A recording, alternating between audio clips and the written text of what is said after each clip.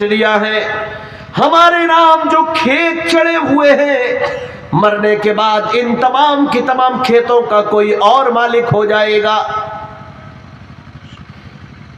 Bank کے اندر آپ کا جتنا بھی پیسہ ہو، ان پیسوں کی طرف کبھی غور مت کرنا کہ آپ کا ہے آپ کا ہے۔ میرے بھائیو، اگر ابھی آنکھ بند ہو گئی تو بینک بیلنس جو بھی ہے اس کا مالک فوراً کوئی اور ہو جائے گا۔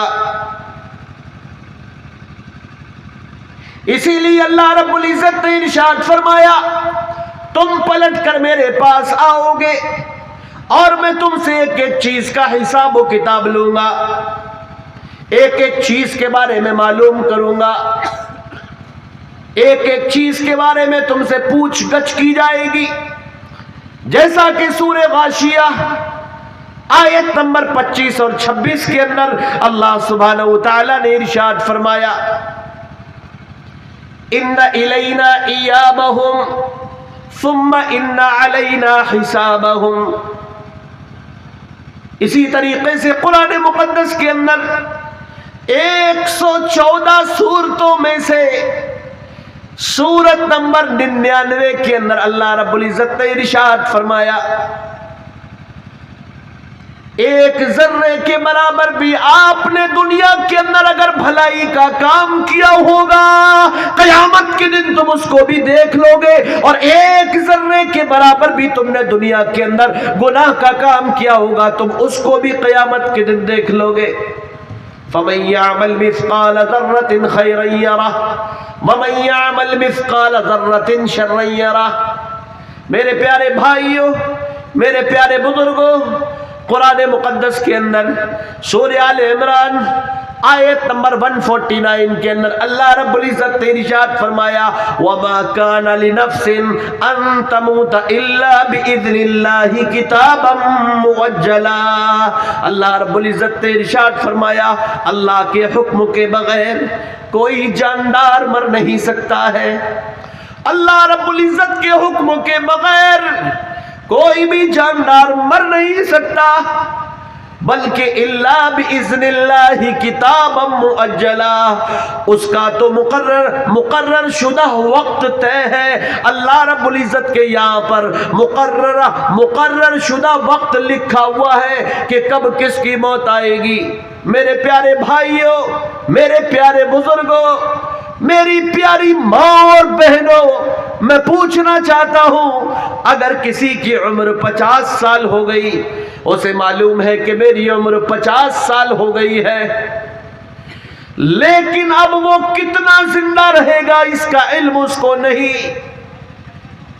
ہمیں ہمارے بڑے بوڑھوں سے معلوم ہو گیا کہ ہم کہاں پیدا ہوئے تھے، ہاسپٹل میں پیدا ہوئے تھے یا گھر میں پیدا ہوئے تھے، لیکن یہ کسی کو نہیں معلوم کہ مریں گے کہاں پر، روح نکالنے کے لیے فرشتہ آئے گا کہاں پر۔ ہم اپنے والد صاحب کو، ہم اپنی والدہ صاحبہ کو، ہم اپنی بہن بھائی کو ہاسپٹل علاج کے لیے اس امید پر لے کر جاتے ہیں کہ کتنا بھی خرچ ہو جائے ہم کریں گے اور صحت مند لے کر واپس ہوں گے، لیکن ہاسپٹل زندہ لے کر گئے تھے، لیکن ہاسپٹل سے مرا ہوا لے کر نکلتے ہیں۔ اللہ رب العزت نے جو وقت جس کا لکھ دیا، اسی وقت پر اور اسی جگہ پر اس کی موت آ جاتی ہے۔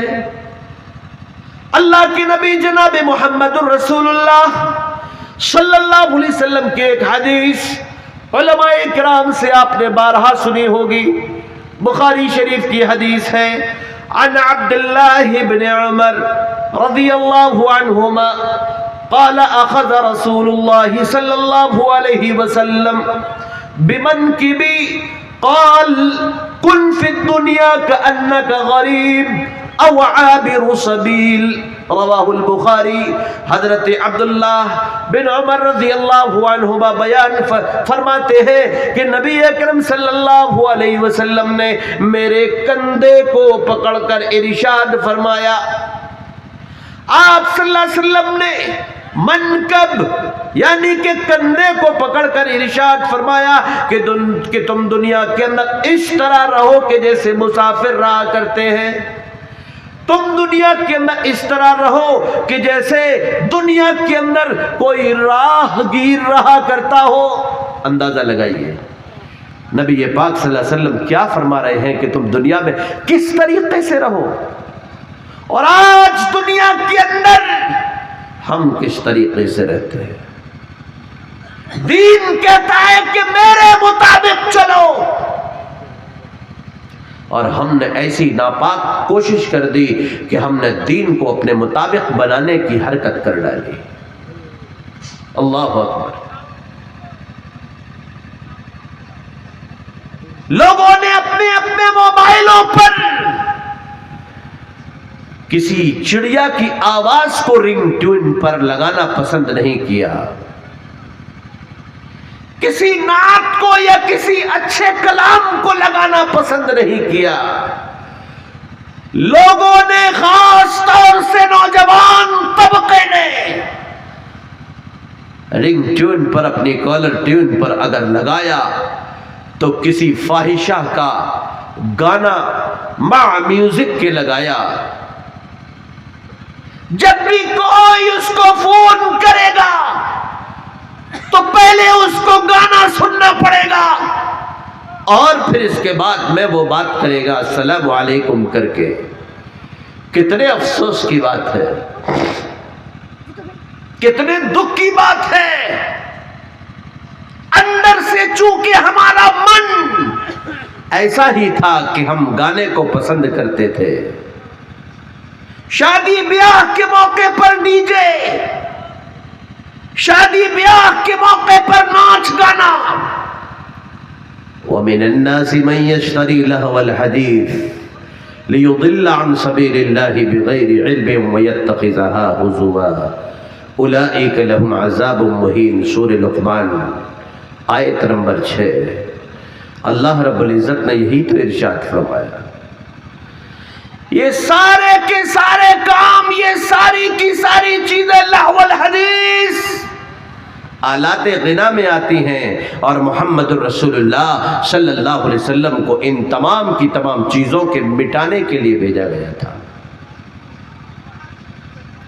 آج ہمارے اور آپ کے یہاں پر بہت جلسے ہوتے ہیں. ان جلسوں کے اندر واللہ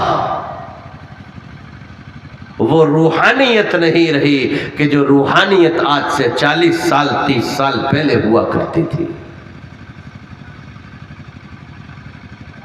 ہمارے جلسوں کے اندر، ہمارے سننے کے اندر، ہمارے بیٹھنے کے اندر وہ خشوع اور خضوع نہیں رہا کہ جو آج سے پہلے جو لوگ گزر گئے اس زمانے کے اندر ہوا کرتا تھا.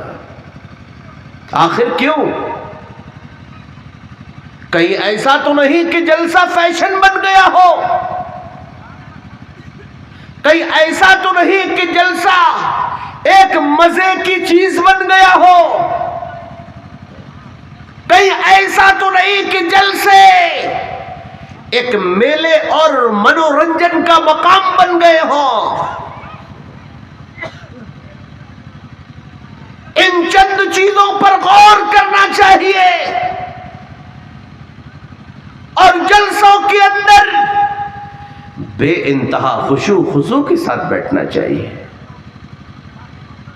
علماء کرام کا آپ نے جو انتخاب کیا بہت بہتر کیا. بہتر علماء کرام کو آپ نے بلایا.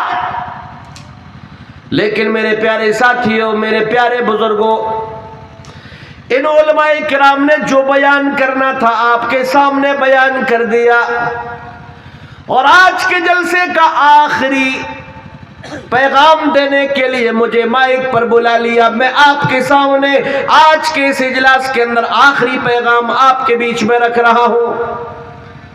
رات کا آخری حصہ ہے.